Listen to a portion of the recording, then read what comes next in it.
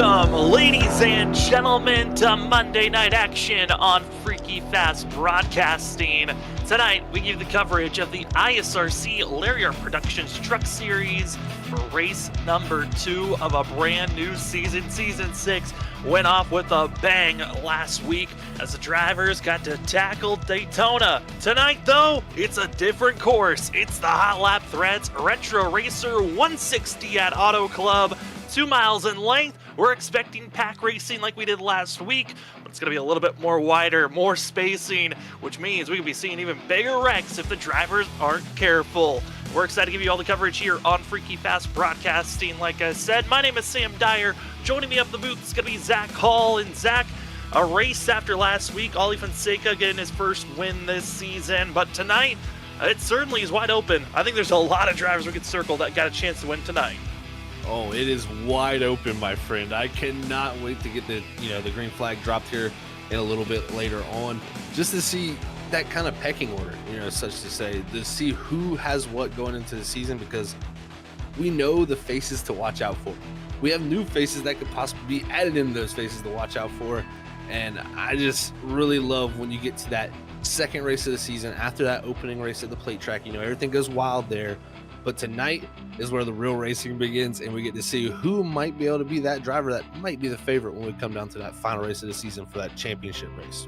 I mean, you talked about it. We got new faces, we got faces that we've seen before, and returning faces. We got 4 drivers that have returned, and we talked about them a lot last week, but those 4 drivers being Eric Crawley, Brandon Colley, Vincent Sora, the Season 1 champ, and as well Jesse Thornick back after missing last season. And those 4 racers, all of them bringing in their own styles, but obviously Vincent Sora is going to be the main driver that we focus on, being that Season 1 champ, and then moving away and not being back until Season 6, which is our current season.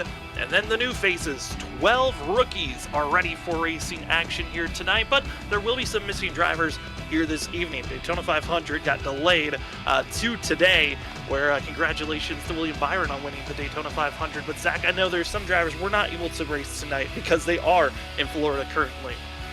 Unfortunately for them, yeah, they're not going to be able to join us tonight, but if they were out there in Florida watching the Daytona 500, they definitely got to see a spectacle of a race, and hopefully we get to see a spectacle of a race here tonight also here at Auto Club, because it's always bittersweet for me when it comes to this track, even, Sam, just because the fact that it's not a racetrack anymore. It has gotten torn down, so the beauty of iRacing here is we get to still race at this amazing facility.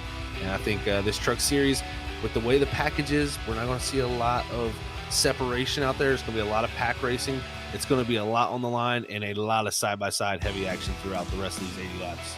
I know the drivers currently taking a little bit of a breather before qualifying starts, but let's head down to trackside and get ourselves prepared for qualifying. The drivers are given an hour of practice, which is just about to be finished up here in 20 seconds, but then they're going to be having qualifying, which is going to be a total of 5 minutes to put down their fastest time, but they only have 2 laps to put down their fastest time. And Zach, a track where, with how wide it is, the draft package, we were kind of touching on it. Track position could be very key in this aspect of the race. Could be the importance of either being in victory lane or having a very poor night tonight. It really will be, Sam. This is very critical, this qualifying session that we're just about to enter here, as these final 3 seconds click off the clock here for practice. It's how you set up the race, and we're going to really pound this in tonight, viewers, is track position. And what we mean by that is getting your truck out in front of the field. There is so much advantage to that. Not only does it have less risk, in my opinion, by being up front, but that's where the aerodynamic advantage is, where you get out front, have the clean air. But not only that, it gives you the opportunity. If you're stuck around 20th to 30th here to start this race, it's going to be a climb for you, and you're going to have to really make sure you stick in there and get as many positions as you can in that first 20 laps of the first stage of this race. So qualifying critical, but we have seen people drive through the field. It is doable, but I think this is where you could start your night the easy way, they say, by qualifying well.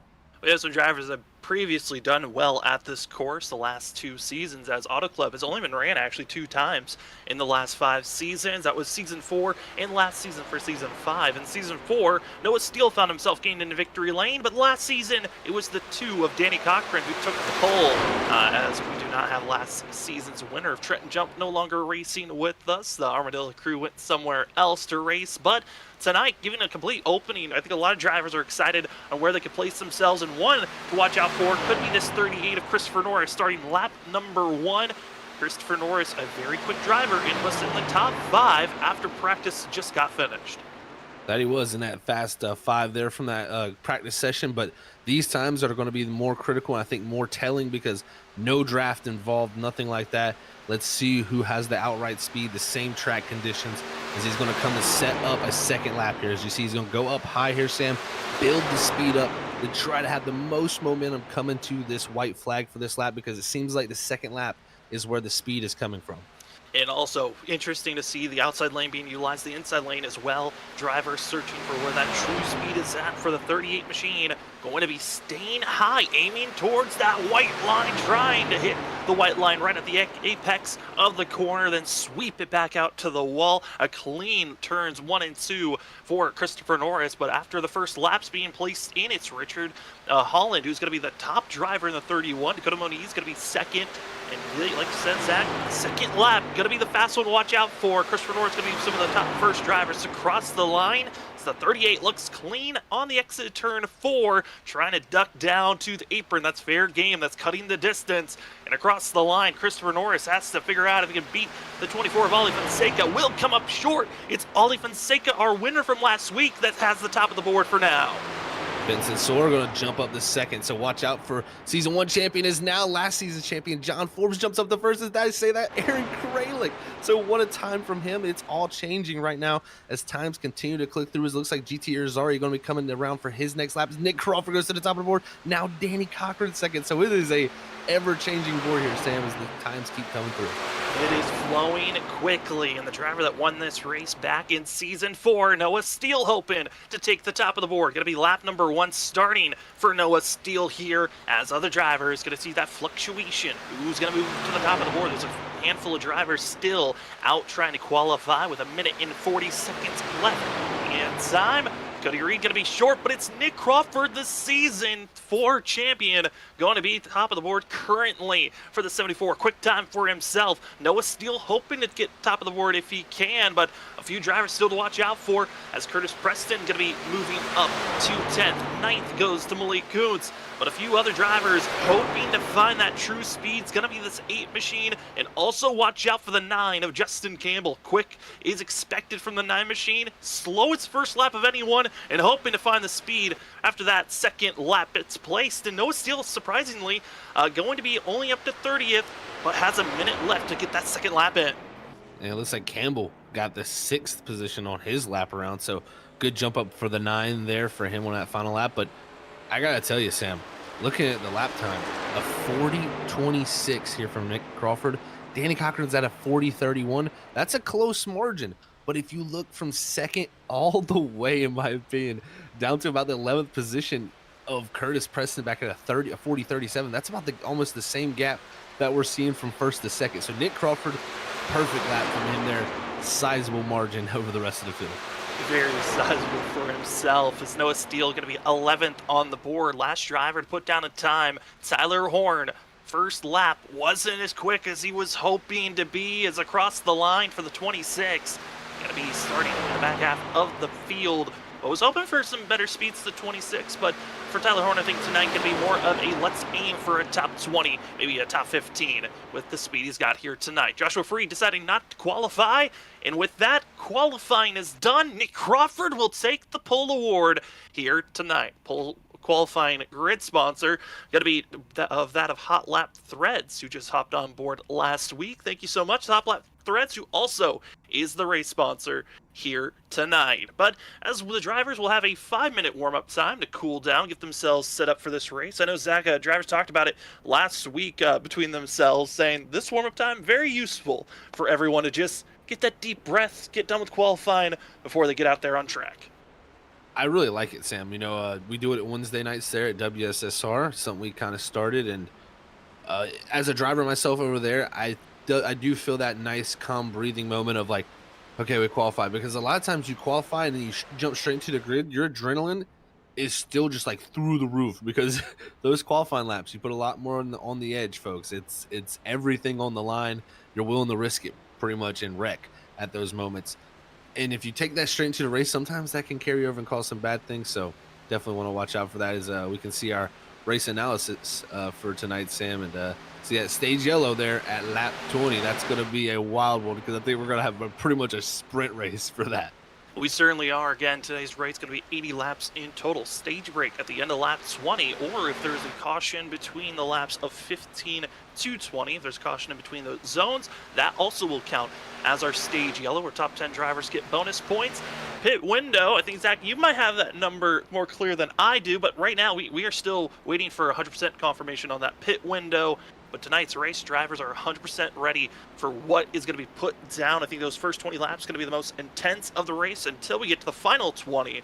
But certainly should be exciting. But talking about exciting, let's take a look at the point standings after last week's race. Just one race in, but currently right now, the driver top of the board going to be Ollie Fonseca. Top 16 drivers after our regular season is done will find themselves racing for the playoffs. But Zach, after last week, I know it's just one race, Super Speedway, but right now it's actually going to be Joshua Freed in the inside and also Mark Beverly going to be your two drivers that are inside of our top 16. But obviously, Ollie Fonseca, winner of last week, top of the board. That it is. Ollie Fonseca, great to start off with a win and lock yourself in. Go ahead and do that. But yeah, that cut line, definitely interesting. You got some big names outside the cut that I think you could see move through maybe tonight. I mean, you got our pole setter Nick Crawford back there in 22nd. You know, he's going to want to make up a lot of ground for sure there. And even guys like Curtis Preston, I think he's going to be one to watch out for. They're 17th in points.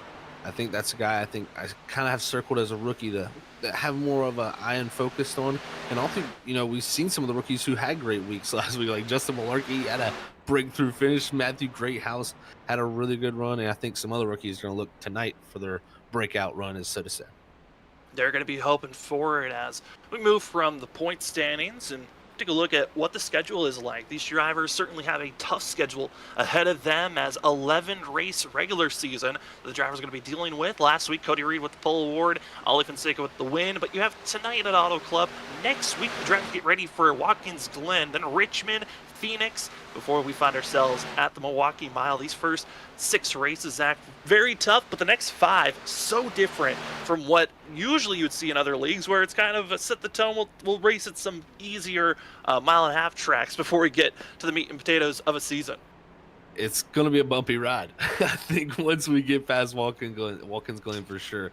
Richmond's going to be fun short track racing, but when we get that Legacy Phoenix track, the Milwaukee Mile, and Gateway, those 3 back to back to back, it's going to be a wild one. I think you're going to have maybe some tempers flare, some storylines coming out of those races that maybe will make, you know, that heated up spot right before the final end of the regular season before we get into the playoffs become really that much more interesting. So I'm excited. I can't wait to see when we get to that stretch. It's definitely a schedule that's very, very unique, like you said. It is super unique to watch out for, and as we got less than a minute left before this race begins, do want to give a quick shout out to the amazing sponsors that help out here at the ISRC Lariat Productions Truck Series. Starting things off with Lariat Productions, the title sponsor, and as well as sponsors a few of the drivers and some of the races this season.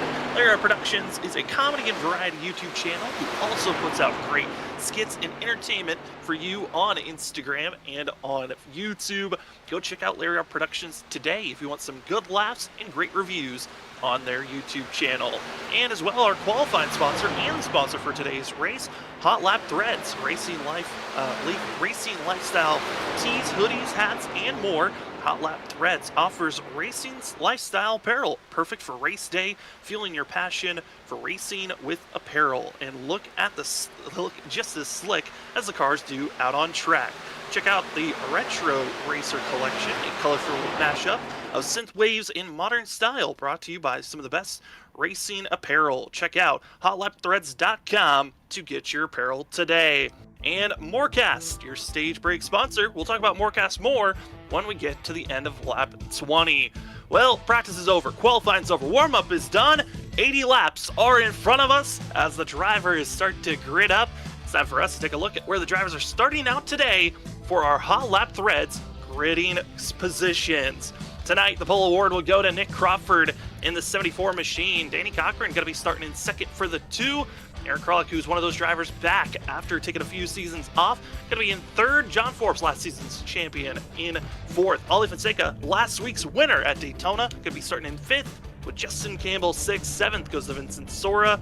Cody Reed going to be starting in 8th place. Christopher Norris in 9th. And finishing out our top 10, give to the 98 of Malik Kuntz. Starting in 11th is Pass Auto Club winner Noah Steele. Starting in 12th alongside him will be the 4 of Curtis Preston, with 13th being held by the 1 of Brandon Colley. 14th is going to go to GT Irizarry, with 15th position being Brad Delph. 16th is going to be the 20 of Jesse Thornock. 17th is going to be the 16th of Joshua Kanata. 18th is going to go to Samuel Garcia. 19th is going to be the 13 of Travis Everett. And rounding out our top 20, it's Mark Beverly. Then in 21st, it's the 31 of Richard Holland. Going to be starting in the middle of the field. It's going to be the Moniz in the 5 machine starting in 22nd. 23rd, Justin Smith. Cody Williams going to be in the 33 machine in 24th. Max Cost in the 63 starting in 25th. Tyler Dangler in the 26th position. Mark Morales going to be starting only back in 27th, with Matthew Greathouse in 28th. Justin Malarkey down in 29th position. Ryan Ferraro in 30th. Mason Cassidy, one of the fastest drivers during warm-up session, going to be starting in 31st. 32nd goes to Joshua Freed, and Tyler Horn will finish out our 33 drivers here tonight. The drivers know it's going to be a quick race. Only 80 laps is the shortest Auto Club race that has been scheduled, being the 3rd time in the ISRC Truck Series history. Zach, that shortened period, especially at a track that's this wide, I think that's going to be helping with some of the chaos, and I don't know if the field's ready for the amount of chaos that could be waiting in front of them, because Auto Club has been known to be a track that can bring out a lot of yellows. Oh, this is going to be wild. We got a 20-lap dash to the stage, and they know, Sam, if we get to lap 15, it's going to be, I think, a lot more hectic at that point, because they know if the caution comes out, pretty much at that point, the stage is over. So at any point you get the lead there, you could possibly be winning the stage. So a lot of things are going to crank up, I think, right before lap 15. But I expect right off the drop of the green flag, we're going to see these guys side by side going for everything, because track position just matters that much. That, I normally talk about tire saving. I think tire saving will be a factor. You want to definitely manage your equipment, but you cannot manage your equipment by losing spots also. So you're going to have to really work on that and get it done if you want to have a good day today. Temperatures here tonight on the cooler end, ambient temperature 65 degrees. Track temp going to be 81 degrees. The wind is flowing at 12 miles per hour. But we'll see how that's going to be influencing these drivers here tonight. That cooler track temp going to allow a little bit more grip, and we'll see how it influences this race here tonight. As the pace car is about to pull off, thank you so much for joining us on your Monday night here on Freaky Fast Broadcasting. Season 6, Race 2, the ISRC Lariat Productions Truck Series is back to green flag action at the Hot Threads Retro Racer 160. A little bit of a jostle on that outside lane and some bump drafting's going on, but Zach, it looks to be a clean 2x2 all the way down in turn number 1. 2x2, like you said, and Danny Cochran, the outside, he started on the inside by being in that second position as Nick Crawford gave up the inside row, but now it's going to be the sliding in front of him off of 2, and it's going to be a side-by-side moment as we're 3 wide for really the 5th position on back. 3 wide, almost thinking about going 4 wide for a quick moment as drivers will be giving up their positions. The momentum, the speed, it's going to be the key. And right now, Nick Crawford slicing down and taking back that lead position. Gave up all that time on the entry turn 1, but the exit turn 2 found the momentum and give lap number 1 to the 74, Nick Crawford. And already the field snaking their way on the front stretch. That's going to be a lot of movement expected to see throughout tonight's race. But it's Nick Crawford, Danny Cochran, John Forbes, your front 3, and Cody Reed now poking the nose for 4th place. You're going to see a ton of that snaking for sure, Sam, especially down that front straightaway. These drivers are going to be trying to fight for every little thing, cut the short distance to get any advantage, and also try to block the draft from behind. As right now, Crawford's still holding on to that gap, but it's the battle for 4th. Right here is Reed trying to clear the 0-1 of Aaron Kralik, as these drivers are looking right now to get these tires warmed up, Sam. I know taking off right here, these trucks are a little bit edgy, but after that, they really tend to tighten up. So you got to watch out for overheating that right front. You'll quickly be struggling in this traffic. I know we're right on board the 25, but behind the 25, a lot of side-by-side racing behind him. Again, it's the 01 of Crawley and the 24 of Ali Fonseca that are having their charge. And right on board, Vincent Sora, who's trying to make his way forward. And I know Zach touched on it a little bit before we went live. The top 10, you were saying, feels like maybe that's the comfort zone, but everyone behind the top 5, it is not safe as the battle for the lead is underway. Danny Cochran sliding his way in front of the 74 and taking that lead position, but will he lead this lap? It looks like he will. Bump drafting action with our top 3. Close racing action for sure there as Cochran takes the lead, but he's going to set the tone here early. You got to get to the clean air, and after a certain point through these laps, the bottom is going to be almost near unpassable. So you're going to have to really find a way to get to your positions like you like. And if you're Cochran, you want to hold on to this lead for as long as possible, because if you give it back to Nick Crawford, you might not be able to get it back as Crawford now dives to the inside here. And you're going to see Forbes, the teammate of Crawford, now going to look to the inside also as the 74 does clear the 2, and the 2 now going to be stuck up top. Danny Cochran on his lonesome, boxed in now from Snowy Desert Racing. The only Snowy Desert Racing driver that's not inside of our top 5 is Christopher Norris, that finds himself back in 8th, watching his teammates hassle the 2 machine of Danny Cochran. And Cochran's hoping to see his ally move up here shortly. That's Vincent Sora back in 7th place. Seeing some drivers willing to fight back in 4th, and last season's champion John Forbes waited for this time and moment, and now going to be striking to move forward side by side for the lead there. We're thinking about going 3 wide deeper in the field, but Zach, as we see John Forbes, he's working the wheel and making this inside lane work. Making the inside lane work. He's going to clear his teammate Nick Crawford and slide up to the top lane and make the move work. John Forbes, last season champion, to the point, and now even Cody Reed, the Snowy Desert trio here, so to say 1, 2, 3 at the moment is Aaron Kralik. Got to say, big surprise for him to be running right here this early in the season. Got to watch out for him. He's had speed here, Auto Club, in previous leagues. He certainly knows how to keep his nose up front. The thing is can he continue to stay up front at the end of the race? Is the 01 machine of Kralik. Always great to see drivers returning back. Both seeing Aaron Kralik back from season 3, as well as see Brandon Colley back. Both those drivers left back in season 3 and now are back as John Forbes making it work up front and giving tactics on how to stay up front. Big thing here, Zach, is just keep this lead position, because we are slowly marching forward and we are already 7 laps in. Ladies and gentlemen, our stage break at the end of lap 20, it's going to come up very quickly if these drivers are not paying attention.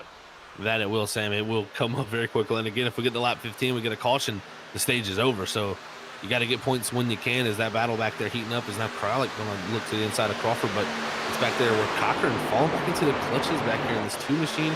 Very interesting to see that he's fell back on that outside as his teammate Vincent Sora. It's the one I got my eyes set on here, Sam. I watched him in practice, the 15. You know, I really wanted to see what our season 1 champion had here coming out to the first night race. And I talked to him. He didn't feel like qualifying was going to be his strength, but the race is where he felt like it was going to be strong, and he looked very good in practice, I will say, when he was in a pack. I think it's going to be really a telling of how his season's going to be for Vincent Sora. How much rust needs to be knocked off for the 15, and how well is he going to run around some of the competition that's right here, putting the pressure on Ali Fonseca and the 24, willing to put the block on Vincent Sora, as Sora is going to be aggressively throwing it down low, hoping to see maybe a little bit more momentum and spacing to work with a slide job move. Not going to be the case, and now going to be stuck on the inside row. Could be losing the draft, and because of not being in line for the draft, Vincent Sora, instead of going forward, now falling backwards. That he is in close action between him and Christopher Norris here in the 38 machine as they go off on the 1. But look at that, stacking up on the outside line. Is Norris going to look to the outside of the 24 Fonseca? But I think, look at this, Vincent Sora going to take advantage of all that, and he's going to have a great run through the center 1 and 2. But it's down the back straightaway where he loses out on the draft here, Sam, and even getting side drafted here a little bit by these guys as his teammates going to help him, but caution's out. Trouble in the back, and it's Tyler Horn, Justin Malarkey going to be involved to bring out our first yellow of the day, as Tyler Horn's trying to get himself back turned around. And in an instant, it goes from trying to stay clean and green to our first incident of the day, just on lap number 9. And this is going to be tricky. Who decides to come into pit road and who doesn't? But let's first take a look at what brought out our yellows. You see the yellow 26. Watch out for the outside lane. That's going to be the 73 of Justin Malarkey, closing in on one another up the exit of the corner. Yeah, they will, and it just looks like the 26 kind of crowded him up there. So Tyler Horn maybe got a little bit tight, arrow tight from those trucks directly ahead of him coming off the corner. I mean, he had a truck really sliding up right in front of him. That can really make that truck push tight. And Malarkey was getting to the quarter panel there at the very last minute. Just a really unfortunate timing thing. And unfortunately, that puts Justin Malarkey into the outside wall. But that just shows you, I mean, that was the rear of the field. That's how hard they were battling back there, 3 wide for all this action. And it just shows you it was only 4 seconds separating all them to the leaders. So it shows you it's very much a pack race here tonight at Auto Club. Well, I know some of the drivers, superstition is something that they're always kind of backpedaling from. I think they're worried about sometimes the commentator's curse that can bubble up as seeing some drivers faking coming to pit roads, others not. And into pit road, 74 Nick Crawford looks to be the lone driver coming into pit road for himself. He's going to take the drivers all the way back in 20th to finally follow in line to get some tires for themselves. But speaking of Nick Crawford, with him coming into pit road, he made a prediction algorithm that you could say for himself. He was doing this a lot throughout the last couple of seasons. Predicted on who was going to bring out or be a part of the first accident. Predicted Justin Malarkey was going to be there, and sadly Justin was a part of that first wreck. I wonder how much of his prediction could be right here tonight.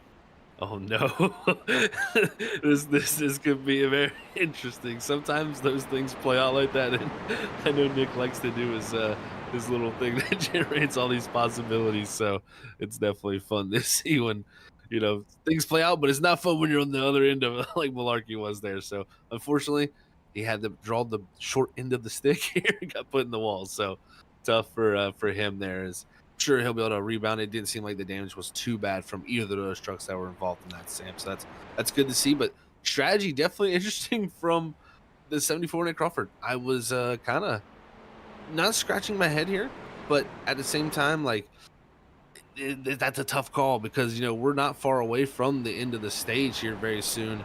And to use a set of tires here when you have 4 sets in pit road, he's going to have 3 left. He's going to probably have to burn another set at the stage break. That's tough to do, but we'll see how much tires are really worth because he's going to start around 25th. Well, I'm also looking at some of the drivers and the pace that they were putting down. You said it, right at the time that caution, the drivers were about 4 seconds off of one another. When we go back to this restart, they're going to be more of 3 seconds away from one another, and the speed difference could be about a half a second or more compared to fresh tires, compared to those that are on older tires. They're going to be taking this green here, so there might be enough time and space for those that just took tires to make this move to go forward. Those drivers that just took 4 tires, going to be Nick Crawford, Brad Delph, Rich Holland, Ryan Ferraro, as well as Chad Williams and Martin Morales deciding to take 4 tires and fuel. Just topping off on fuel and damage repair going to be Justin Malarkey, who didn't stay in pit road for very long, showing signs that there wasn't any damage to worry about for that of the 73. But other drivers getting ready for this restart. Zach, I know for a lot of those that are up front, they were playing pretty nice with one another, but man, was it chaotic from about 15th to 25th. It really was. I was nervous the whole time watching it. As a driver myself, I know exactly what they're going through, but I'll tell you what it is, folks. It is literally a high-speed chess, pretty much. You're just trying to make sure you're not getting used up by the drivers around you and trying to take advantage of the drivers in front of you. So it's at all times your mind is working, your eyes have got to be focused, and that's what these drivers are going to have to do. Is we're going to get to see what it's like to be Christopher Norris here on this restart on this bottom lane here in the 7th position. Going to be interesting to see how these tires take off, in my opinion, especially for starting on the bottom like this.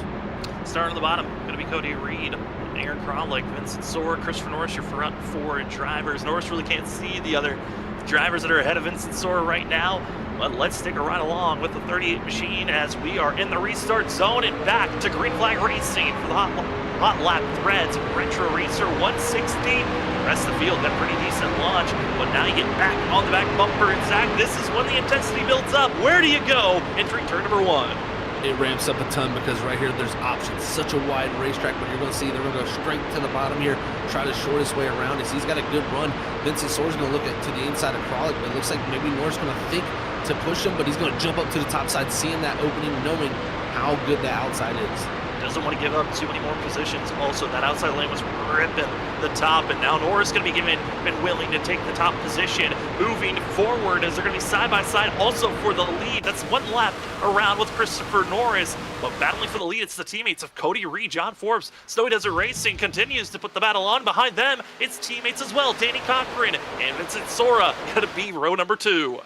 And it is. These drivers all going for it here. Look at them using every lane available on this track. That's why this track is so awesome. It is wide and available to race on all of it because it has tons of grip all near it, or pretty much equal to all the different lanes. So it gives you this great racing, especially with this drafting here. But it's going to be Vincent Sore going 3 wide for the lead, but it's going to be the teammates door banging. Door banging is the 11 and the 25. They keep it together, and John Forbes will keep the lead for now, hoping for the better run off the exit of the corner will be Cody Reed, but they're bobbing, they're weaving, they're giving some bumps and hoping that they don't spin each other out as they continue to stay side by side for our top 8, 9, 10 drivers, all on top of one another in every position. So critical. We are in with 15 laps into this race. We're in the zone. If a caution flag comes out, that will be the stage. Top 10 drivers get bonus points. And it's all on Zach. Big block from Crawling all the way down, trying to hold back the likes of some of these drivers moving forward. That was the 8 of Noah Steele that got put down in the apron. The 9, seeing Justin Campbell ripping the top. All lanes being utilized now. This is wild. The blocking, the trying to take lanes from each other. It's everybody's taking and not a lot of give right now, Sam. So I'm really worried because right now we're on lap 16. If we get a caution, the stage would be over, and that'd be the completion of stage number 1. So these drivers know what's on the line here, stage points available, and a possible stage victory also. Currently, the driver that's in that 10th place position is Joshua Kanata in the 16 on the outside, trying to hold back the likes of Mully Kuntz in 11th place, side by side, and other drivers behind them trying to push forward. You got Brandon Colley, GT Rosari, as they are still fighting. Even on the apron is going to be Kuntz. They're sticking 3 wide. Hold it together, folks, as they look like a Christmas tree. Who's going to force it 4 wide? They don't for now. Huge blocks on the inside groove. And Zach, this just continues to ramp up. They now have 4 laps to go before the stage is done, unless they bring out the caution. And look at this, Malik Kuntz going to dive into the inside here and try to make this stick. But I don't think he's going to be able to get the full pass done, but he will be able to get past almost Aaron Kralik and in a very good position here, heading down the back straightaway to fight for stage points, as now that front wheel 7 have kind of started to break away. And I think that's a big thing. Break away, have your own fights between one another. Justin Campbell continues to just throw the 9 to the outside of the row. Feels like that's where the speed's at currently. As the drivers up front, still trying to give a bump draft, is Vincent Sora and Danny Cochran. Those 2 drivers working together, trying to get back and by the Snowy Desert crew. As John Forbes in the 11 machine, now under fire. You got the Season 5 champ, the Season 1 champ, side by side, and Vincent Sora Zach takes the lead with a crossover move. What a power move that was. He's going to throw a block, cut off the run, and John Forbes cannot do nothing here as they head down the back straightaway. Vincent Sora with control of this lead. What is he going to do down here in the 3 as he throws it to the bottom lane? John Forbes is going to have to respond here quickly because they're going to be coming to 2 laps to go here in this stage, and everything's on the line for 10 bonus points. And a little bit of a ringing bell behind them. The 74, Nick Crawford, finally heard the go button. Like I said, 2 laps to go, and the 74 is now crossed into 9th place, freshes the tires, and is easily catching up to this group. He's got open space, and Crawford looks like he wants to at least get back to where he was before he entering pit road. This could get real close, especially with the action that's going on in front of him. Norris and Justin Campbell right there, almost making contact off of 2. But the 74's got to pick the right lane, Sam. If he picks the wrong lane, he'll get held up. If he picks the right one here, he will be able to make some clean passes and possibly get his way into his top 3. 11 lap fresher tires, 8 green lap fresher tires, and Cody Reed, Danny Cochran contact. They keep it straight. Cody's still slipping and sliding into the grass. It's going to be Justin Campbell, but they keep it together as we're on the white flag of the stage. No caution is thrown. This is the battle to see who's going to get those top 10 bonus points. It's John Forbes, Vincent Sora still the lead drivers. 10th place is an absolute grueler of Nick Crawford and others. They're 3 wide for 9th, 10th, and 11th place. Oh, they're wrecking behind, though. It's the 31. Holland sideways. They're scattering now behind. They continue to keep it straight as, oh no, Tyler Dingler spins around. That will bring up the yellow. Oh, Man, and it was side by side for the lead. Vincent Sora about an inch away from the lead with John Forbes looks like holding on. But man, oh man, what a sequence of events. It just shows you what happens when you get racing this hard. As we're going to get to see what happens. As you look at 31 in the outside wall there. It looks like I can't tell what truck got him into. It looks like the 13, maybe the Travis Everett. And then it's Tyler Dingler who gets a bump. Oh, in the Max Cost there. And that's why Cost is going to pull right behind the wall. Cost leaving immediately frustrated after that incident. And that was 20 laps. We knew that it was going to ramp up, and especially there late, every point, all these drivers wanted to get inside of the top 10 and take all the positions they could. And for Max Cost, he is now out of it. Tyler Dingler continues to race on, and your Morecast stage winner, John Forbes, just a nose ahead over Vincent Sora at the timing of that yellow. Wow. And you get to see the points there on the leaderboard there to see how they are divvied out throughout the top 10. And those drivers are definitely going to take those with a grain of salt there, Sam, saying, at least I survived, because things really broke loose there coming off of 4 to get the white flag for that stage. So I tell you, it's really setting up for quite a finish to this race. I can't wait to see how it's going to play out as we now head to pit road and see how it's going to work out. The thing I'm thinking is, what do drivers like Nick Crawford do that pit there already, Sam? Do you think they're going to think about tires here? Maybe 2. I would imagine you're taking all 4. You've got sets to work with. You came into this race with 4 total sets, as this will be your second caution of the day. This caution will count as our stage break yellow. And our drivers coming into pit road. We got a handful, though, deciding to stay out. Mark Beverly, who just topped off on fuel last time we came into pit road and used a set of tires. 97 going to be staying out as well. Brad Delphin 72 and Mark Morales. They're going to be on 10 to 11 lap older tires of the rest of the field that just came in to pit road. 4 tires and fuel, it looks like, for everyone that entered pit road, and damage prepared for Richard Holland, Tyler Dingler, and Tyler Horn for themselves. As our stage break going to be sponsored by Morecast. Go on and head over to @Morecast on Instagram for a variety of NASCAR content, including diecast, memes, and iRacing. Also check out Morecast on YouTube for diecast reviews, NASCAR discussions, and more. Your Morecast stage winner is going to go to the 11 of John Forbes. Forbes had a clean launch for himself. Obviously, for some drivers, it was a little bit hectic than some, and we'll see if we can queue up the 11 machine and get a talking to our stage winner after a wild 20 laps. The 11 of John Forbes and Sam and Zach up in the booth. You got us? Yeah, I got you guys. Well, winner of the stage here, how are you feeling? Because for us up in the booth, that was a very chaotic 5 laps there coming to the end of the stage. Yeah, it's fun. It's almost like watching the Daytona 500 earlier today, all the blocking and side drafting you got to do to stay up front here. So, yeah, not really used to it as quick of a stage as we got here, only 20 laps in. So, looking forward to a little bit of a longer distance to the end. But yeah, it's just going to be a lot of just controlling the lines, making sure you're putting your truck in the right spots. So we'll see how it goes with these guys that stayed out in front of us. Definitely going to be interesting, John. And I tell you what, man, good run there in that stage. And what do you think is going to be the pivotal thing here to be able to set yourself up well here? Is it the lanes, or is it really just the track position? Because it looks like that's got to be very key. Yeah, track position for sure, but I mean, having teammates up here is a big help. I mean, like I had Cody earlier. Luckily, he was able to save the truck, but we had Sora and Danny up here as well. So it was just kind of whoever could push the best, and I timed one good run out of one of the corners, and it really helped me pass both the guys that were in front of me. So yeah, just timing everything and just making sure you're looking in your mirror a lot. It's gonna be the keys here. Certainly looks like it, John. We'll send you back to your team. Good luck on this restart. Thank you, guys. As that will be the 11 machine of John Forbes. Certainly a driver that knows that it's going to be key to get up front, working with teammates. But right now on this restart, it's got 3 drivers around him that decided not to go into pit road. Watch out for the 97 of Mark Beverly, Brad Delphin 72, and the 91 of Mark Morales Jr. As the stage racing is over, it's about who's going to get into victory lane at the end of the day. As we enter the Geico restart zone, the hot lap threads. Retro Racer 160 is back underway as the field roars down into turn number 1.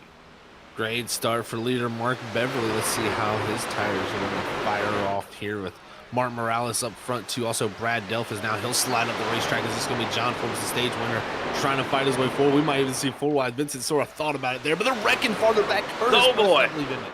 And there is a lot of drivers piling into this one. And I was just about to make the cue of watch out for cold tires off the exit of the corner, and in an instant, it goes an absolute melee at the end, as looks like it was Malik Kuntz in the 98 who breaks loose in front of the field and then let calamity reign after that. That's exactly what I went back to see, Sam. Here is we're going to look for ourselves, folks. As he's going to head down the 1 and 2, and you're just going to see it here. Actually touches the apron even a little bit. That's going to unsettle the truck, and look, it just breaks loose. And nowhere for Moniz in the 5 and the 4, Curtis Preston to go. And they're going to be involved in, I think Ryan Ferraro caught a piece of it there also. But that is so common. It's those cold tires, and it really happens only in 1 and 2. 3 and 4 gets much more stable, but you can see it just steps out with Curtis Preston here. And look, he can't react. There's no time for that. And you're just involved in a big one with all the traffic on the racetrack.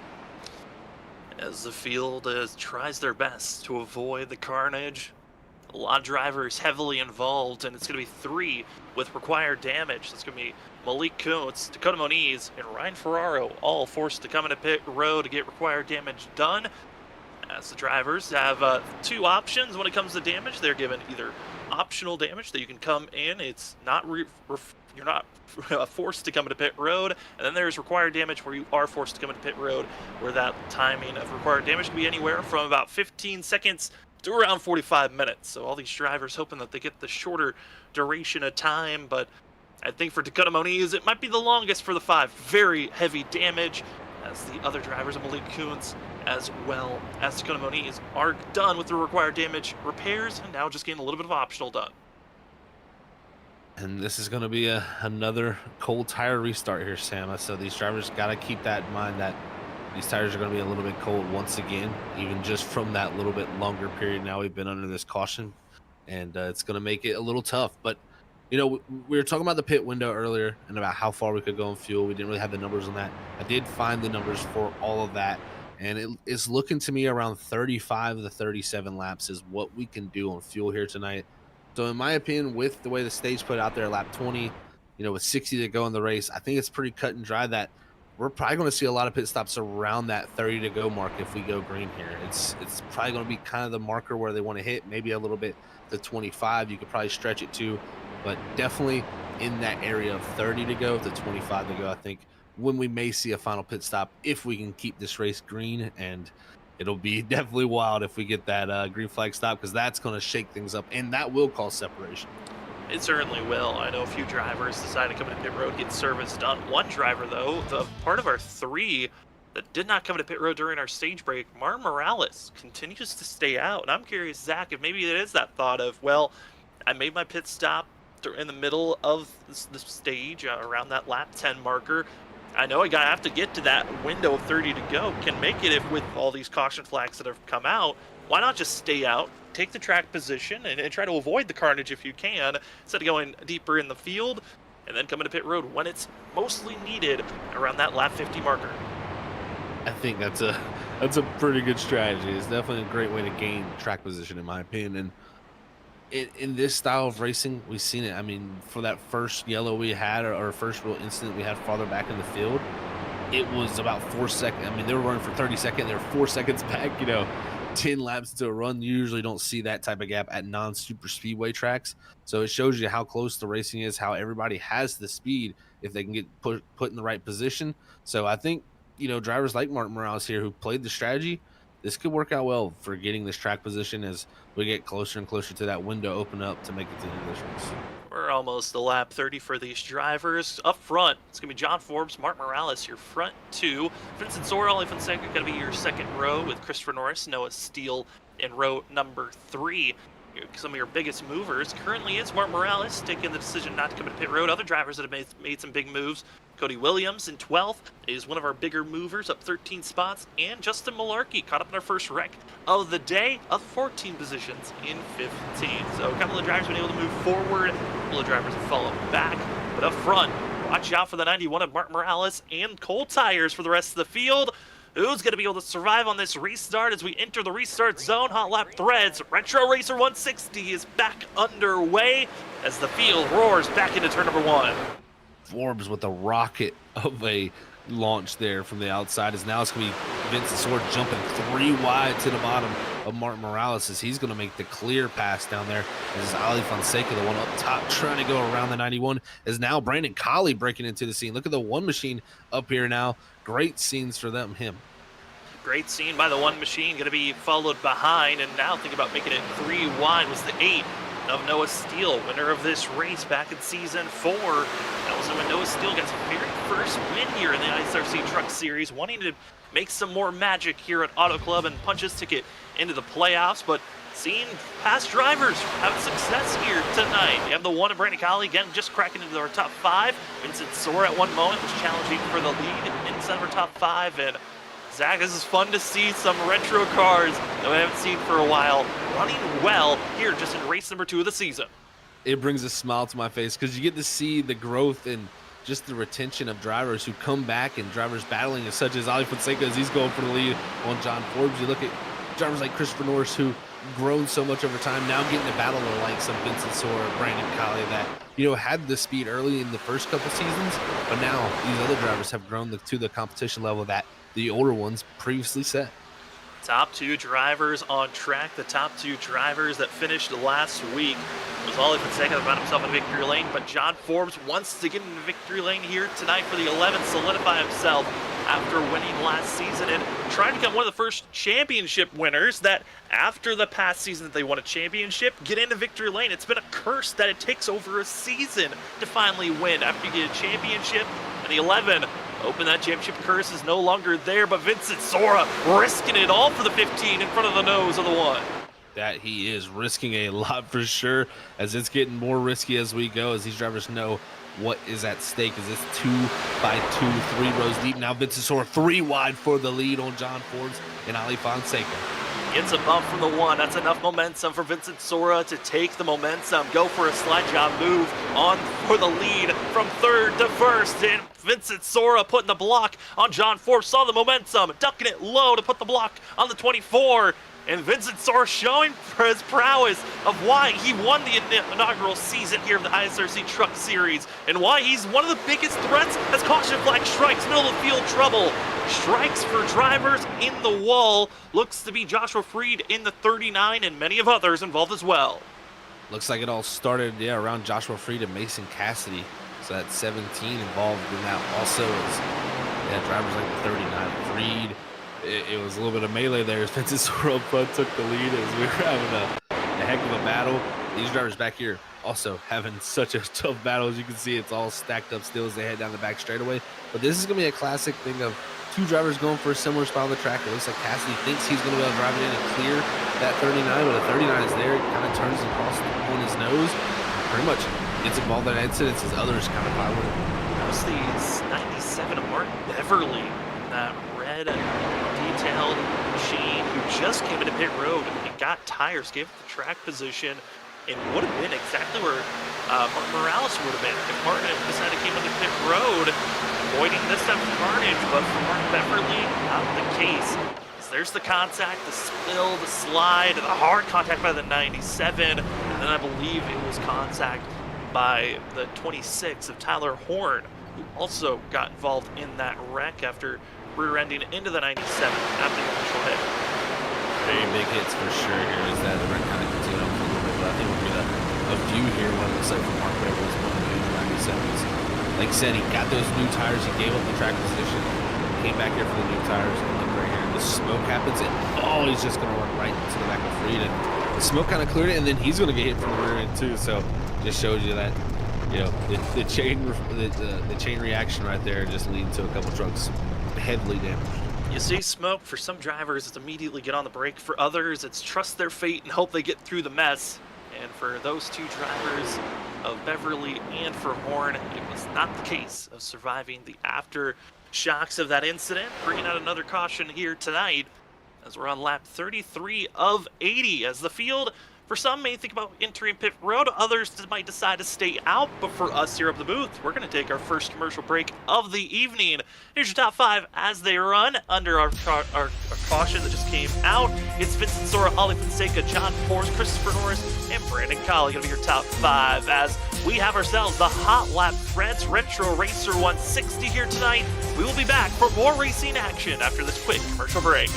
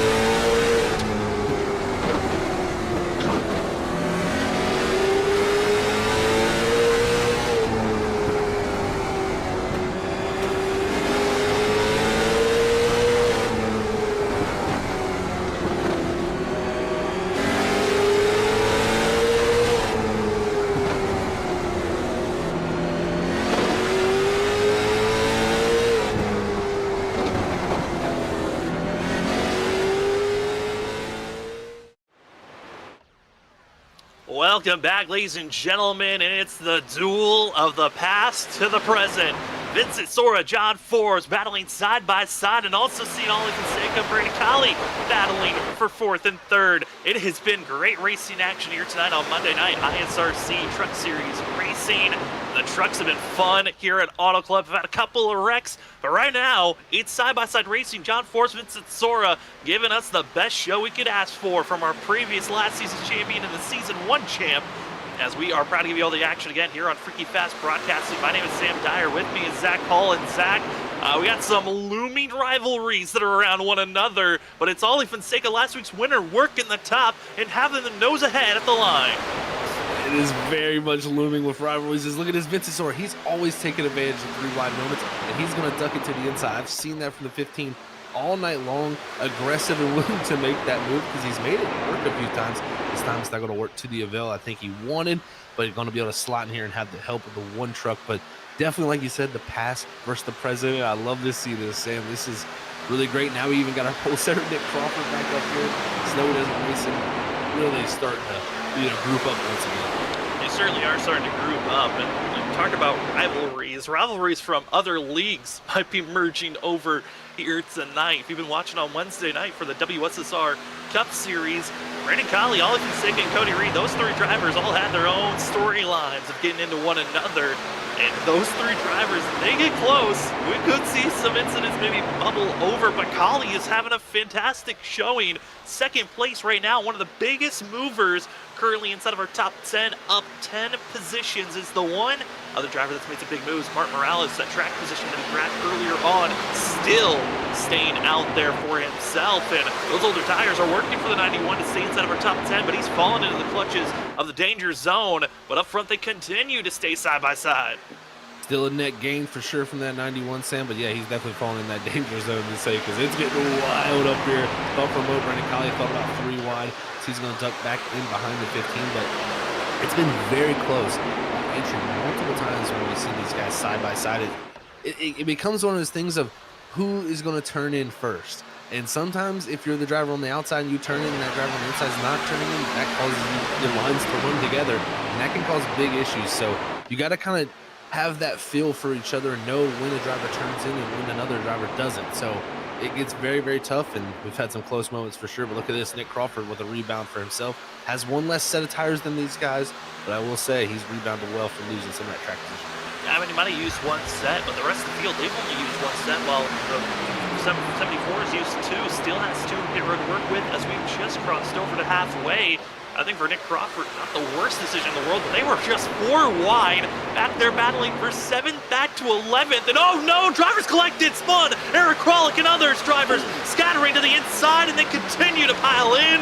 Halfway hits, and through the half of the field, they get caught up in that mess. There was some heavy late hits there. It looked like it all kind of started around the 01, but I don't know if it was Malarkey who got into the 91. I think it might have been Justin Malarkey who actually started this incident here as he got into the outside wall coming off of 2 here, and it really kind of stacked things up as we're going to view here. You can see Malarkey looking to the outside of this 91. He's going to take advantage, and it's almost 4 wide there for a moment as it's going to settle to be 3, but Malarkey a little bit tight, maybe spooked from the 91 there, up into the wall, down into Martin Morales, who's going to just clip Aaron Kralik, and Kralik is going to go for a wild ride here, guys, and he's going to just get slammed. Gets hit by the 31, then hit by the 33, and other drivers also were scattering down to the inside row. I know Brad Delph had a big slide down to the inside wall after he was trying to avoid the incident, and actually got hit, I believe, by a truck that sent him to the inside. And it's just so hard when you're trying to make these big moves and decisions to get out of the way. Some drivers are able to survive, others aren't. And Brad Delph actually looks to be the driver that gets the worst of it. Blown engine for the 72 got sent to the inside wall, and most likely day done for Brad Delph, joining the likes of Mark Beverly, Dakota Moniz, and Max Koss that have already called it a night here this evening. And Zach Halfway, pit road is here. But like you were talking about earlier with the pit stops and the fuel window, this doesn't look to be the final stop of the day just yet. It is just outside the window. But the thing I will say here, we just completed lap 41 there. So we're looking at 39 to go right here, folks. I said about 35 to 37. That does not mean with fuel saving you can't get more, and especially with this draft here, you can definitely save some fuel if you're able to stay hooked up. I would not put it out of the realm as we see some guys top off here, and it will be, when we go green, about 37 to 36 laps to go. And I think if you're farther back, go top off, get this done. This could come down to fuel mileage if it stays green.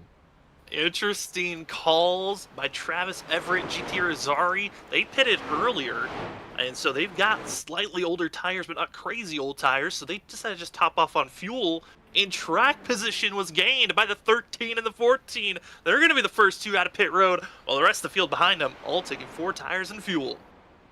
This is going to be very, very interesting. I like some of these strategy calls from these guys. I tell you what, it's going to open up the playbook, and that's what sometimes these 2-mile racetracks are about, is just finding a way to get to the front or finding a way to make fuel strategy work. It always seems like these races are the ones that you got to have the strategy just right to put yourself in position to go for the victory. It doesn't always seem like it's straight up for the race. Seems like these calls always come down to something here as Everett and Irizarry here look to hold on to this.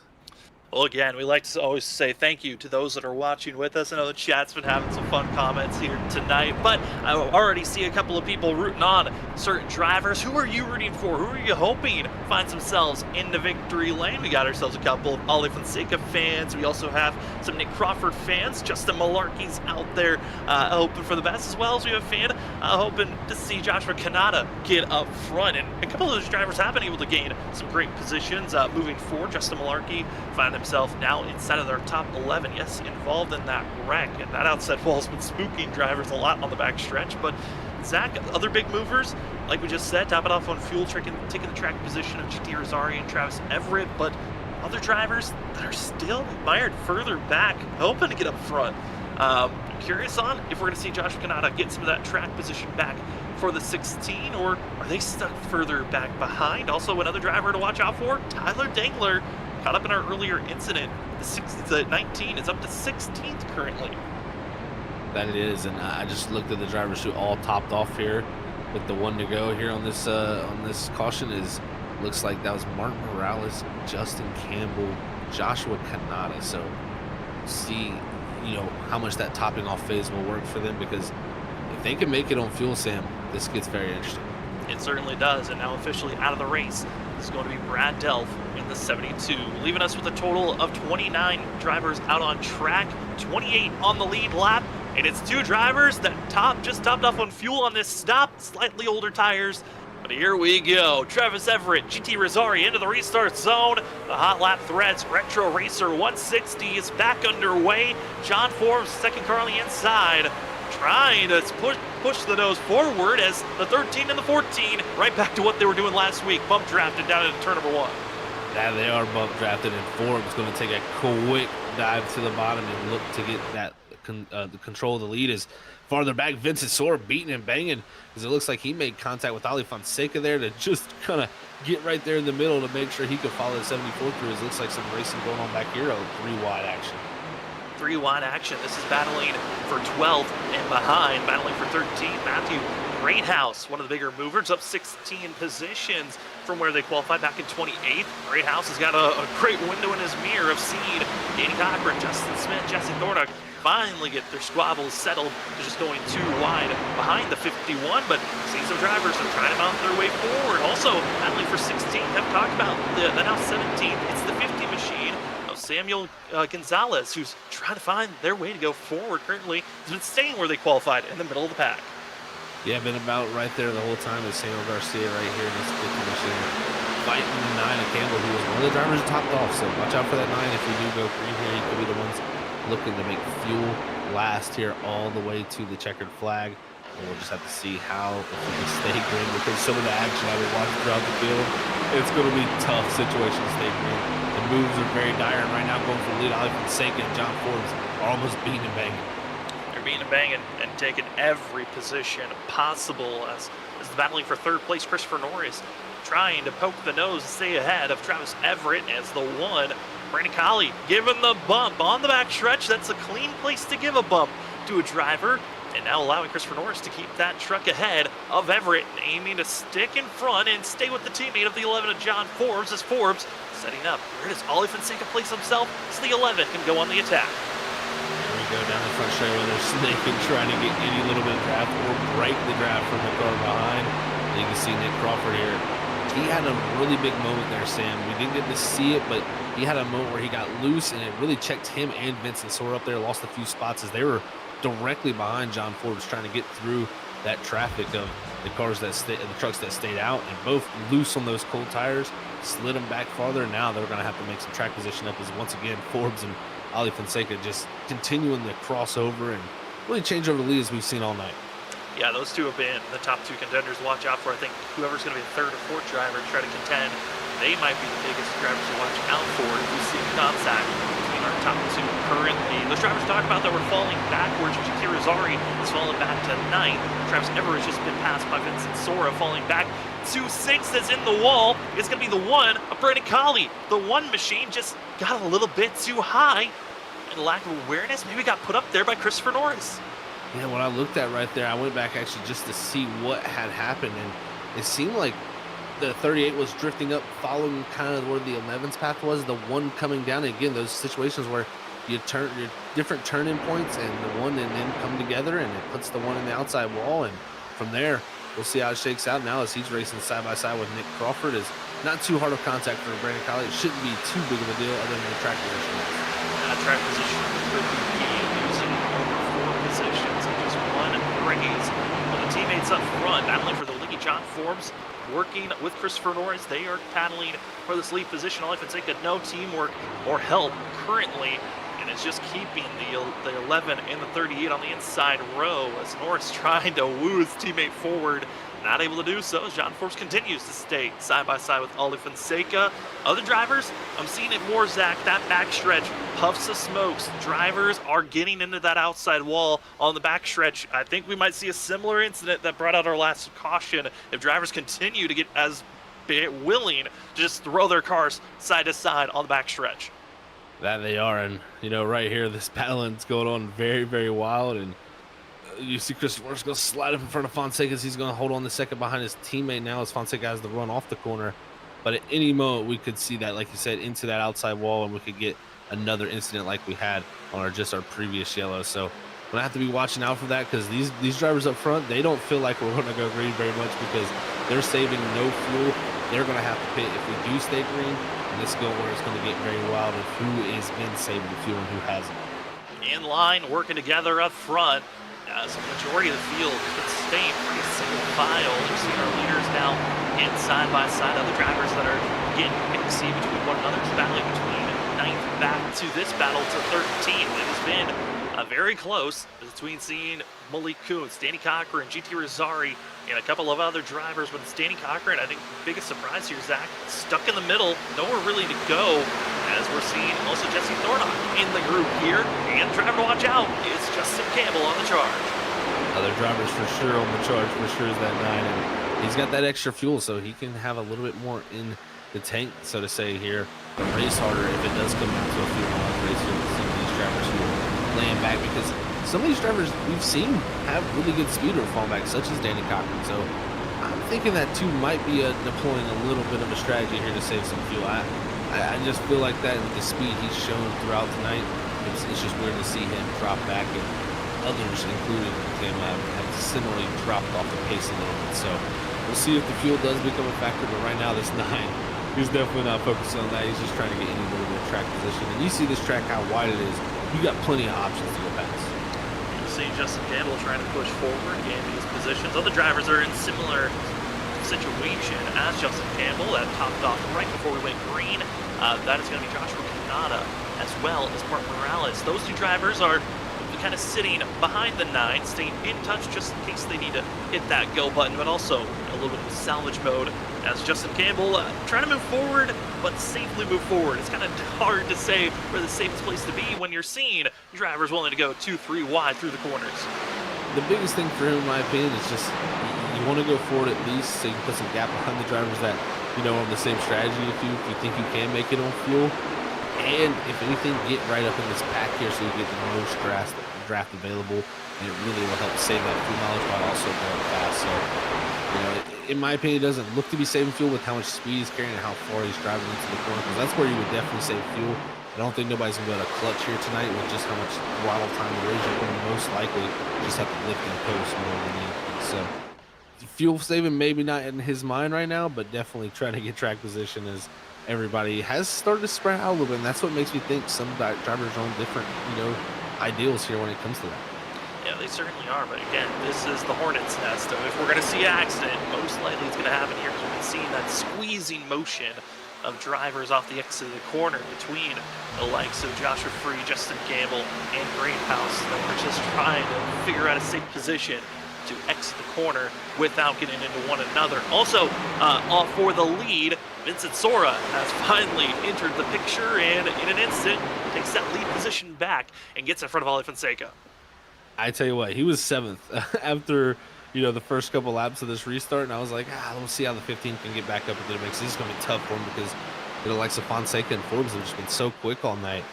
But, I mean, he kind of easily did that. This is just showing if this 15 gets it figured out this early, I think he already soars to maybe one of the top of the power rankings here, so to say, at ISRC, because we've seen what he's done in the past, Sam. It's definitely looking like some deja vu. It certainly is. Take a look at the weather conditions. The winds kind of slowed down a little bit. Ambient temperature still 66 degrees. It's the track temp, though. It is cooled off. In one moment was 81 degrees, now 77. And Zach, the cooler temperatures, I think it's allowing these drivers to have that comfortability of, we can race aggressive. Tire wear shouldn't be as rough as it would have been if we, per se, we were running with 100 degrees track temp.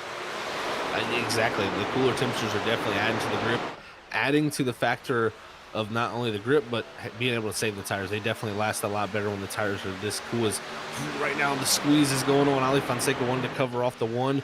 And like you said, they've had a little bit of beef, the 24 in this one, in other leagues. So we'll get to see if this carries over a little bit. Hopefully not. Hopefully they race each other, nice and cordial here, and we have continued this great green flag battle. No, are they gonna race kindly with one another? I don't think so. I'm not expecting these guys to, give each other flowers before a race or after the race. I'm expecting Big Bang to happen at some moment between this one and the 24. And I know over the radio, they've been trying, at times to play nice in other leagues, but I think after this past Wednesday race, where they were running at this same track with WSSR Gen 4s at Auto Club, there's some drivers, there's a lot of love lost that's going on going into this race where we knew drama and flair could kick up.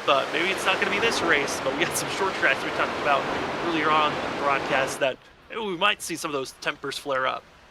Yeah, I'd have to agree with you, Sam. If I was a betting man, I'd say for sure you definitely would have to say there'll be some beating and banging between those two at some point. It's just going to come to that. Is right now, even Ollie has been able to get away from Brandon Colley. He's got to the outside of Vincent Sora. As I say that, 15 puts the gas pedal down and pulls back ahead. But Brandon Colley fighting here with John Forbes to fight for this third. It's kind of allowing those front two to kind of get away a little bit. But as I say that, the 24 got in the wall. It's slightly into the wall and giving that space away. Continue to stay side by side, John Forbes, and going to be Brandon Colley, the double one and the one machine, trying to make their way forward, but just attached right behind them. It's the 25 of Cody Reed, which Cody last week dominated, being up front, had so much teamwork at Daytona, was not able to finish that he was hoping for a win. Instead, he just has to take, well, at least I showed that I had speed at the super speedway tonight. A lot more of a better showing for Cody Reed on maybe a good finish is looming if he can continue to push his way forward. It does seem like that could possibly be looming for sure. And I think Cody Reed is only every season stepped up just a tiny bit each season. And if he can keep doing that trend, sooner or later he's going to be in the Final Four fighting for a championship. And I think the 25 has the ability, has the speed. We know his road course talents are very, very strong. So he's definitely got the shot to go win a race this season, in my opinion. Not only that, but possibly next week. Trying to make their way forward. Cody Reed's confidence level for a championship and wins very high over the offseason coming into season 6. As the field top 7 continuing to try to pull away, leading the second pack, you could say. 8th place runner Danny Cochran just was in the mess, battling for 12th and 13. Now has moved up to 8th place. Right behind him is going to be the 9 of Justin Campbell and Justin Smith. Justin Smith having one of his better finishes, better runs, I should say, for the 6 machine at this time in 10th place. This is an excellent run for Justin Smith, man. Got to give him a huge shout out for sure, Sam. Showing great speed right now to be in the top 10. And if we do have to pit, we're getting close. We're in the window, so to say. So he's done a great job so far. Let's see if that 6 will continue to do that throughout the night. But yeah, Danny Cochran, like you say, he broke away from that pack, that mess that he was kind of in, and he's kind of starting to run these guys down. This second group here a little bit quicker than some of these guys ahead. Maybe saved a little bit of tire here for this longer run. Trying to make a push forward. Also, update on drivers that have called it a night. We already talked about Brad Delph. Mark Beverly, Dakota Moniz, and Max Costa. Olin Kuntz can be added to those drivers. 27 drivers on the lead lap. 28 are still out on track. And still, we are wondering if pit stops are going to be needed. It was right around that line of if you could save the fuel, you might have a chance to push it to the end of this race. But if you can't save the fuel, most likely you're going to think about pit road here very shortly, Zach, as we've just crossed over to what would be the halfway zone. And talking about pit stops, it's Jesse Thornock into pit road. Jesse coming down with an aggressive call here just inside that window, like I said, and we'll see if he can, use this to his advantage. You come out here on those newer tires, we're looking at lap times right now almost 2 seconds slower than what we were running before. You can gain tons of time, but that's going to be in return too. If others pit a little bit later than you, they're going to have a little bit fresher rubber, so you're going to have to be defending coming down to the end of the race. It's all about being efficient and gaining the time while you can, as this group still all stacked up nose to tail, just showing how difficult it is to get away. Nose to tail, and with how squeezed they are, I'm going to keep our eyes out, because Zach, you touched on the fact that the draft is so important. It can allow you to save fuel, as Trevor Everett now going to be entering pit road for the 13. And for the drivers that are in line, some of them seem like they're backing off a little bit more than others, and that's why we're seeing the 9 machine of Justin Campbell just bounce into the wall practically, trying to find space to rip and find some speed to make some passes. Campbell flying right now, definitely trying to use every bit of the racetrack, like you said there, to get this speed, and this is the opening for the door for him, as everybody, like you said, in a line, kind of just cruising here. It's really opened up that outside lane for him, and it's allowing him to get some nice clean air while also getting a great run down the front straightaway with that draft. It's like he'll clear the 2 of Danny Cochran and move into the 8th position, as he'll set his sights on the 25 next. Fuel mileage in the mind of a lot of these drivers. How do you slow down, give up pace, speed to save fuel, while others, maybe they've hit that marker of all their sensors are saying, we're good, we can make it to the end, let's power forward, take a couple of these positions, and then maybe back off to save a lap here or there. A lap around this track is 2 miles in distance. That's a lot of miles that you're going to have to try to save up. I mean, Zach, we're talking about 3 to 4 laps these drivers have to save. That's anywhere from 6 to 8 miles that these drivers have to figure out how to salvage some fuel for. Difficult to do, but I will say this track gives you the opportunity, just with how a flowing of a momentum track it is. You can really let the car coast through the corners and do really good saving techniques that really don't slow you down too much typically. This truck will be a little bit more difficult because the center of the corner speeds are higher, so there's more throttle time, so you're less likely to be fully off the throttle, so to say. So it is difficult, but these drivers, I think, definitely managing it well, and this is going to be a telltale sign here, because we're coming, just past 15 to go, going to be coming to 14 to go here. If you're not getting to pit road soon, you better be thinking you're going to make it to the end of this race, because you're giving up time if you are going to have to pit. Another driver that already came into pit road, going to be GT Rosario this last lap. Drivers that already hit pit road, Jesse Thornock, Travis Everett, both still 1 lap down for both of those drivers, but they're getting mixy and trying to drive their way through this lead pack. You see on the white line, there's the 20 machine in the hot lap threads. 20 trying to get by all these drivers to unlap himself the hard way, so if a caution flag did come out, would be on the lead lap at least. And my question is, I've seen a lot of guys dropping back. Is it tire wear? Is it fuel mileage? Are they trying to make it happen? Because right now, everybody is grouping up. It is only 2 seconds back to 12th, guys, and we're pretty much at, we're getting really far into this long run here, and normally you see more separation than even this at this Auto Club place. I'm telling you, I think a lot of guys here lifting and coasting a ton, just trying to manage what they can to maybe make it to a point where we do get a caution, because it's going to be hard to stretch it that far, like you said, with how much of a distance they got to save. 4 drivers made their pit stops off of pit road. Is the 33 of Cody Williams, who finishes their stop, not feeling like they can salvage enough fuel to take it to the end. And the more that these drivers are able to stretch out their fuel, the more that they are in a we must stay out, because we're kind of past that point of no return if you go into pit road, because for those who have already made their stops, they built up such a big gap, you might not get those positions back, as Travis Everett continues to march his way through the field trying to unlap himself. That he is. Travis Everett trying to unlap himself is just as Jesse Thornock just did. So look at this speed difference right here. They're flying around the outside of these trucks, trying to go up here and pass everybody. And look at Justin Campbell, he's still utilizing the outside. He's able to get to the outside. Christopher Norris, he's going to be able to break into the top 5 here, Sam. This 9 with topping off, if these drivers are trying to stretch it and they're all trying to save the fuel to get there, he's got the less amount of fuel to save than the rest of them. This is allowing him to utilize that high line and pass people.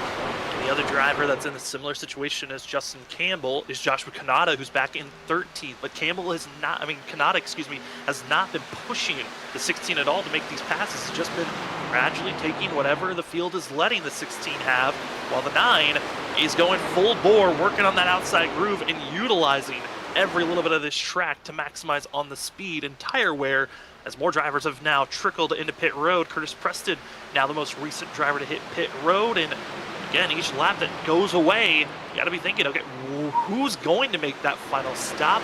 As the 14 of GT Rosari making their way through this field.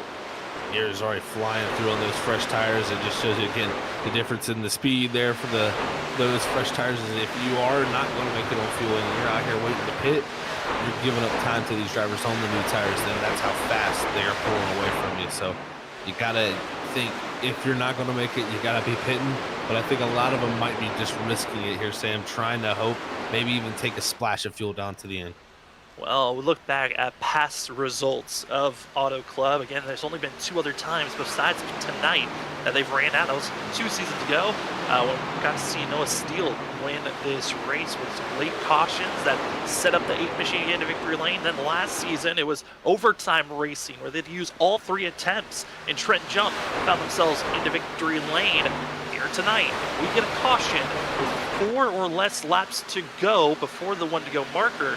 We will be going into overtime. These drivers, the way they've raced earlier tonight, I would say overtime, we might need all overtime attempts. But at this moment, the question is who's going to be the driver that kind of says it's time to go? And Justin Campbell seems to be the only one as a little bit of a scare for the 6. Justin Smith into that outside wall, but keeps it straight. Very close for a few drivers, actually, Sam.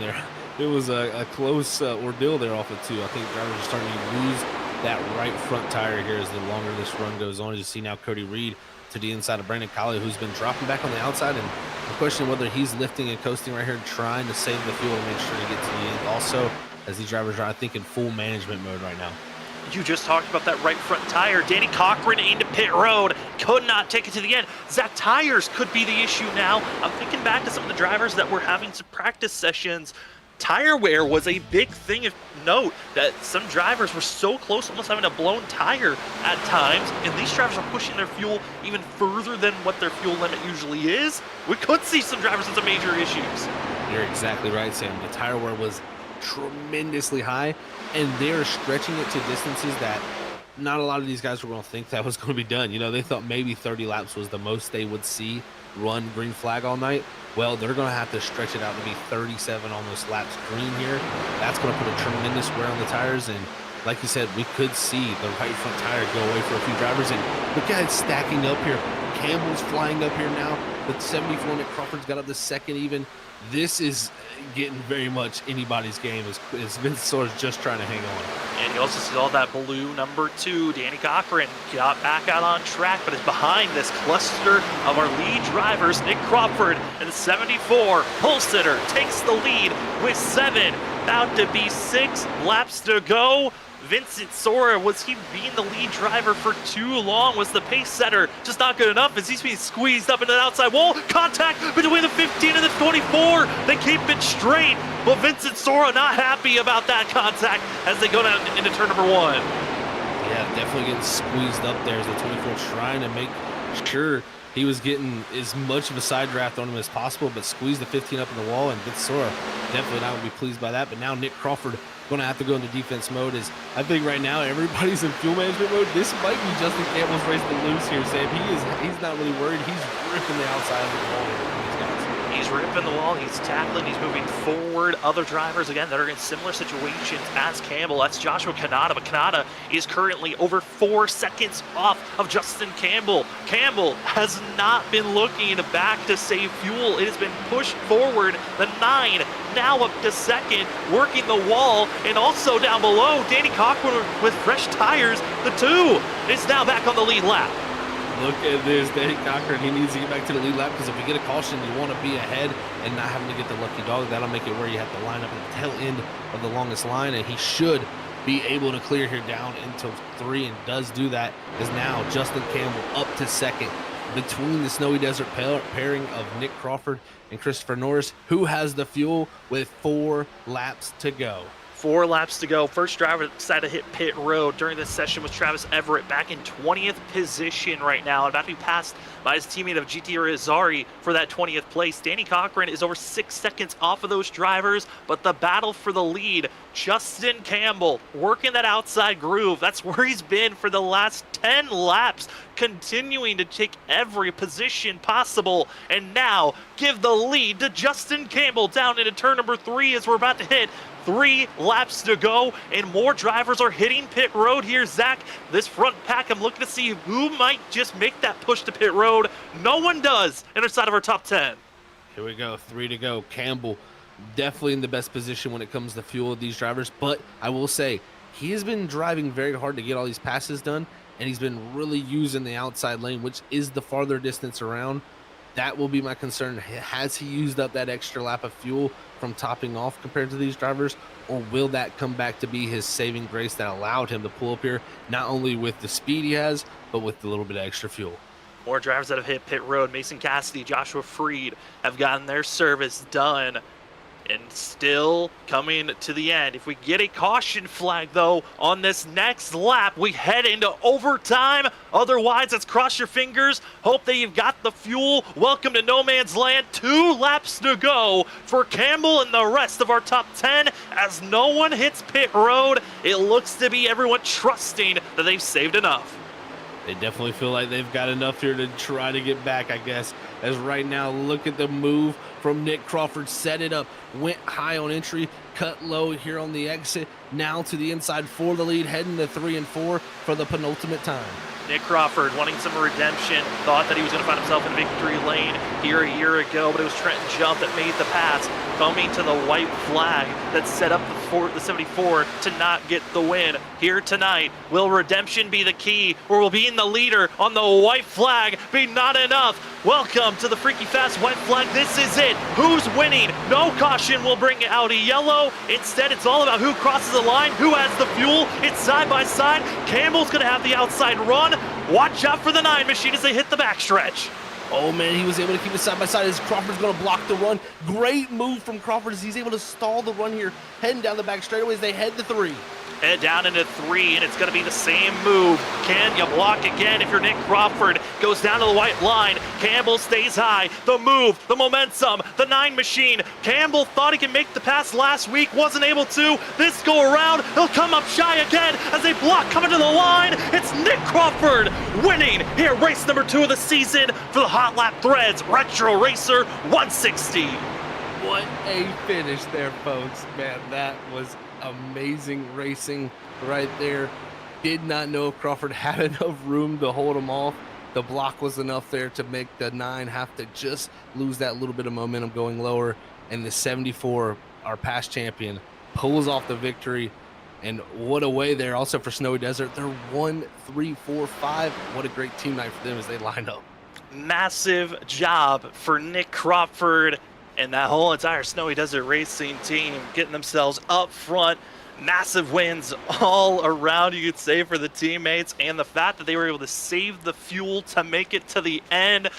Man, it's got to be heartbreaking for some of the other drivers out there, though, Zach. I mean, Danny Cochran and others that thought there was people were going to be forced to come into pit road. They didn't. It was the fuel salvage mode, and Nick Crawford finds himself into victory lane. Congratulations to the 74 team and everyone else that's able to get this race done, as Nick Crawford's going to have fun burning it down.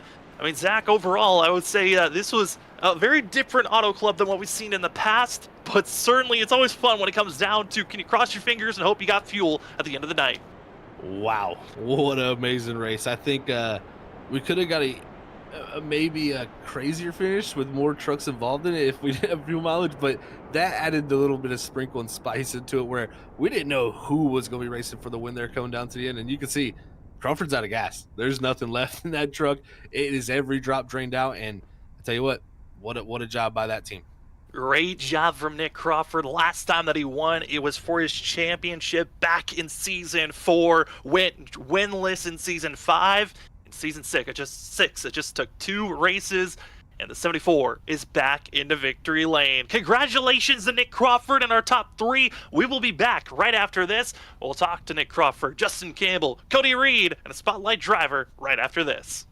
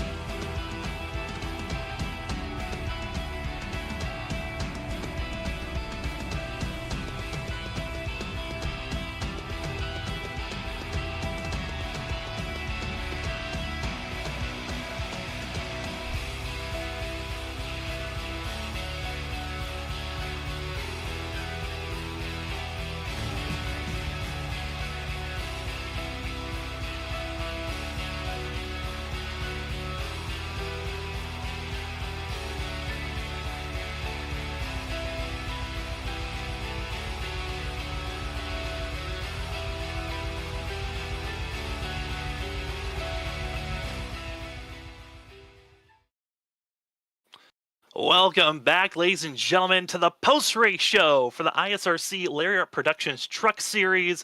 Tonight was race number 2 of Season 6. Hot Lap Threads Retro Racer give the win to the 74 of Nick Crawford, had the fuel, got to victory lane, and ultimately was able to enjoy this win. Nick, congratulations on the win. How does it feel after going winless last season? It seems like that championship curse is finally off of you heading into Season 6. Yeah, it looks like it's a real thing. But honestly, I'm shaken. That was crazy. It was gonna be very close. I ran out of fuel right after the finish line, but uh, this is cool. Definitely cool, Nick. I tell you, it was a heck of a battle there coming down to the end with Justin Campbell. And when was the green light, man, for go for fuel? Because like you said, you ran out of fuel right after they're coming back around. But did you, what lap was it like? All right, this is go time. I don't know. I can't remember. It was when I started passing John Forbes. That's when I kind of went, but it was more like a red light green light game because once I got past and used up the fuel, I had to save again and get behind somebody. And then once I got out to the lead the first time, I had to let him pass because I was gonna run out, be a little bit short, and didn't want to run out in front of somebody coming to the line. Didn't want to get wrecked, but. Uh, I think about when I passed John, that's when it was go time, I guess. Well, the go time certainly did work out in your favor to get the win here tonight. Nick, I also brought up one of your predictions came true on your guess on how this race was going to go.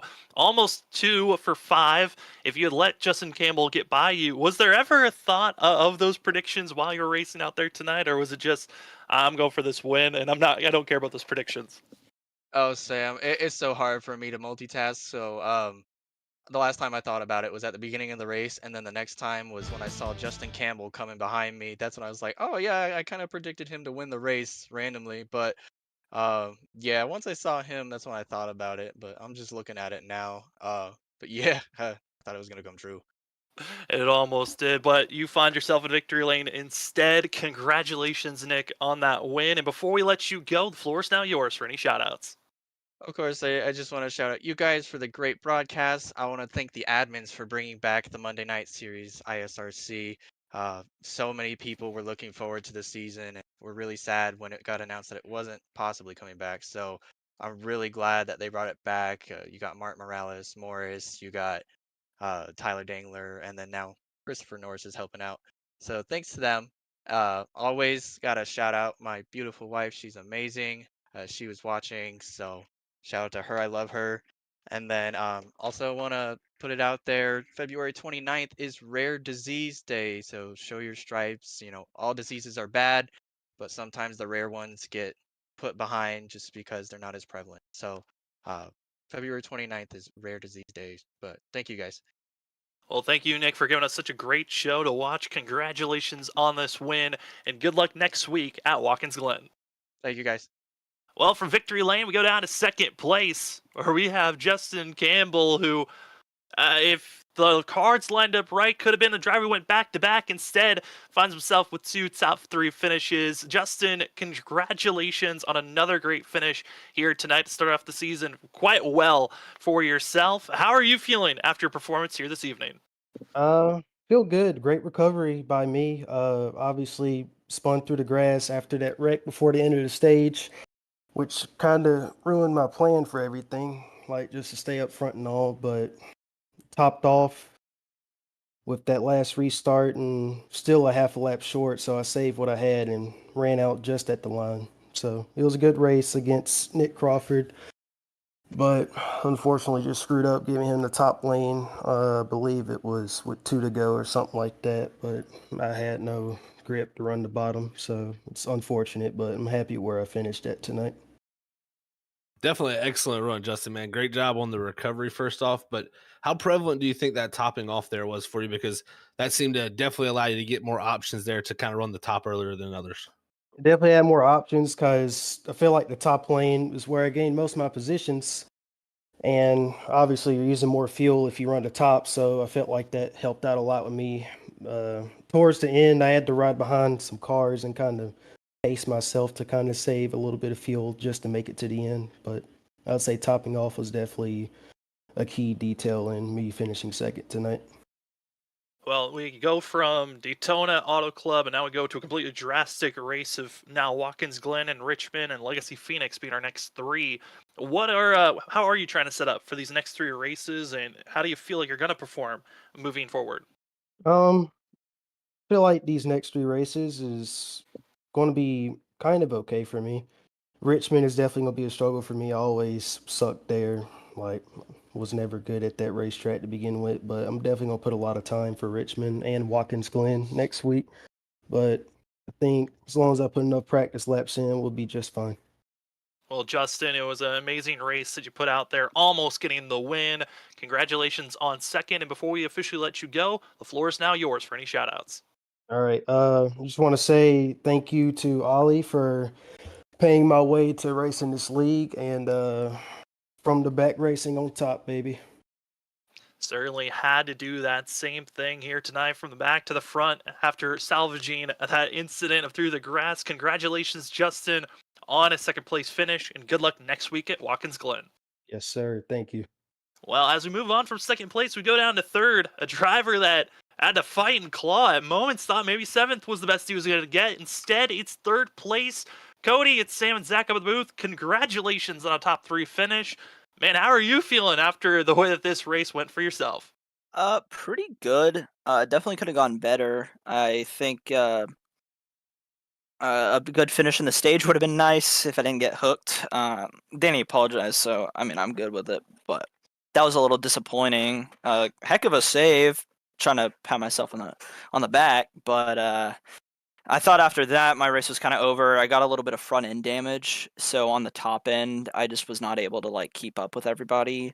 So I was hoping like on the long run like tires would maybe play a factor or something, and I could get some spots that way. But I kind of just stayed in that position uh, that the entire last run, and when like tires or when it became like a fuel game, when we noticed, it was like, okay, this will be interesting. I believe it was the second race last season was also a fuel run at Las Vegas, I think it was, or Texas, one of those tracks. And I ended up finishing top 3 or 4 there too. Um, so I do like these fuel races. They're pretty fun, pretty interesting. And like I'm just pretty excited for my team. All 4 of us finishing in the top 5. I think that's the first time we've done that. Pretty proud of all 4 of us. Definitely an excellent team night, Cody, and congrats on the drive back through, man, to get after that adversity at the stage there for yourself. But great job for that. But man, I want to ask you about next week personally. Big race for you in my opinion with Watkins Glen. How you feeling going into it? I don't know. I haven't raced there in a while. I won on the boot configuration, but I still feel good about the regular configuration. Um, but I don't know. I'll try to put some practice in this week. I have like a job now this season that like requires me to be there more often, so I'm not going to get the like days worth of practice that I got in seasons past. But hopefully I can brush that rust off and be pretty competitive there. I know we have a few good road course racers that are back with us that weren't for the past few seasons. Like Vinny is back; he'll probably be pretty competitive. But I'm excited to see how it goes. I'll definitely be putting the practice laps in this week, and hopefully I can back my win up there and I get another one. Well, we hope to see that. But Cody, tonight, congratulations on a great win for third place. And before we officially let you go, the floor is now yours for any shoutouts. Yeah, I'd like to thank my teammates and kind of congratulate all of us on a good finish. I'd like to thank my dad. He's watching the race. He was pretty excited about the end of it. Um, and I'd like to thank you guys for putting on a great show. I'd like to thank the admins. And that's it. Well, that will be the 25 machine of Cody Reed finishing third here tonight. Congratulations, Cody. Enjoy it, and good luck next week at Watkins Glen. All right, see ya. Well, from third place, we go to our spotlight driver. Going to be one of their best finishes. Been having a very good run here tonight. It's the 6 machine of Justin Smith with us. Justin, it's Sam and Zach up in the booth. 7th place. This ties with your second best finish in the ISRC Truck Series. You've had a lot of 7th place finishes last season. But to start this season off the way that you have, how are you feeling after the performance you just had? I don't know where it came from, to be honest with you. After last week with the netcode issue, I knew I had to bounce back quick before Watkins Glen next week, especially not being a strong point for me. But just hung in there and was able to manage the fuel strategy for just the right amount of time.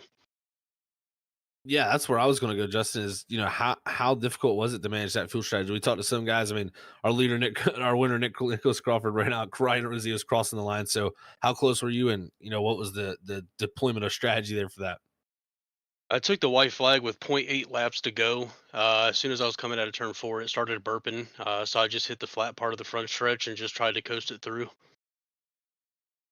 Worked out for you to get the finish that you got, salvaging that fuel. Justin, like you said, you're not feeling too confident about next week at Watkins Glen, but after that, we've got Richmond, Legacy Phoenix, Milwaukee Mile. It doesn't really get any easier after next week, but how are you trying to prep for these short tracks after next week's race?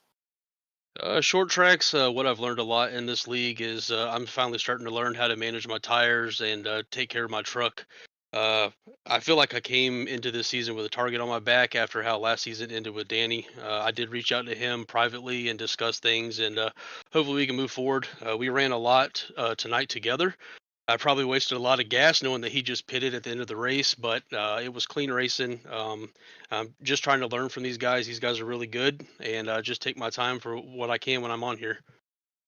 Well, great recovery run. You were the second biggest mover based off of tonight's and the points being added up. Congratulations on that and on a top 10 finish. And good luck next week on trying to just salvage through Watkins Glen. And before we officially let you go, Justin, any shout outs that you got? Yeah, I'd like to thank my wife, my main sponsor, with her boutique Pretty Southern Colors. Also, my team, Nine Dime Motorsports.